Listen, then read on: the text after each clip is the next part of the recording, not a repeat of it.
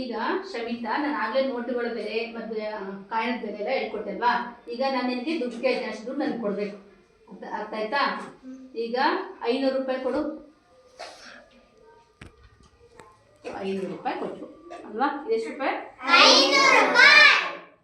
ನನಗೆ 320 ರೂಪಾಯಿ ಕೊಡಿ. ಈಗ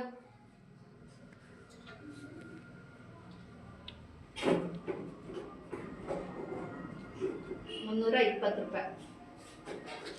ವೆರಿ ಗುಡ್. ನೋಡಿರಿ, 320. 100 1 2 3 ನೋಡಿ. 100 200 300 ಆಯ್ತು. 20 320 ರೂಪಾಯಿ ಆಯ್ತಲ್ಲ? Very good. ಸರಿ, ಈಗ 55 ರೂಪಾಯಿ ಕೊಡು ನನಗೆ. Very good. ನೋಡಿಲಿ, 50 ರೂಪಾಯಿ 5 ರೂಪಾಯಿ 55 ರೂಪಾಯಿ ಆಯ್ತಾ? ಸರಿ, ಈಗ ನನಗೆ 63 ರೂಪಾಯಿ ಕೊಡು. 63.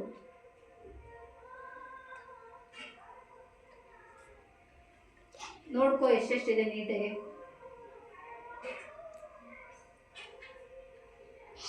ಇನ್ನೊಂದ್ಸರಿ ಎಣ್ಸು ಕರೆಕ್ಟ್ ಇದೆಯಾ? 63 ರೂಪಾಯಿ ಕೊಡ್ಬೇಕು ನನಗೆ.